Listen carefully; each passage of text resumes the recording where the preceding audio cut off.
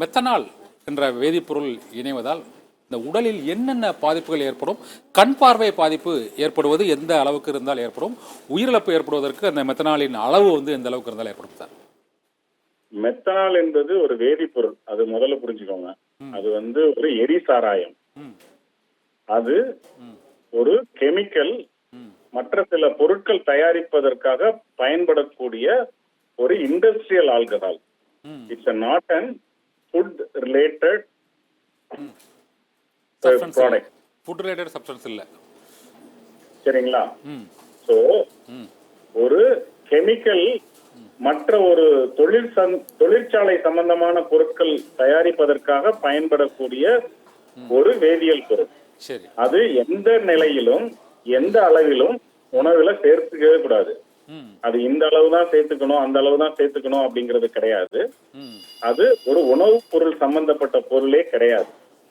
ஒரு கல்லு மண்ணு மாதிரின்னு வச்சுக்கோங்களேன். கல்லெல்லாம் சாப்பிட முடியுமா? சாப்பிட முடியாது. அதே போலதான் இது ஒரு வேதியியல் chemical related substance that is used to produce in industries solvent chemicals, the freezing chemicals, இந்த மாதிரி பொருட்கள் தயாரிப்பதற்காக பயன்படக்கூடியது. அது எந்த அளவுல எடுத்தாலும் உயிருக்கு சேதமும் ஆபத்தும் விளைவிக்கக்கூடியது. அதையே நீங்க அதிக அளவுல உட்கொள்ளும் பொழுது வெகு விரைவில் உங்களுடைய உயிருக்கு ஆபத்து இருக்கு.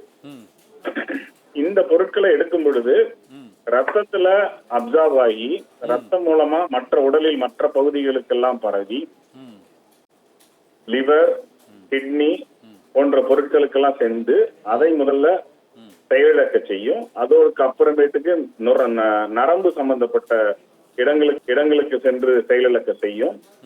அதுவே கண்ணுக்கு போகிற ரத்த நாளங்கள் வழியாக போகும் பொழுது கண் முழுமையாக தெரியாமல் போகும். இந்த மாதிரி பொருட்களை பயன்படுத்துவோர் முதல்ல செய்யக்கூடிய கண்டுபிடிக்கக்கூடிய தொந்தரவு என்னன்னா வாந்தி, வயிற்று வலி, ஒமட்டல், அதுக்கப்புறம் கண் பார்வை மங்குதல், இல்ல கண்ணு தெரியாமையே போயிடுறது.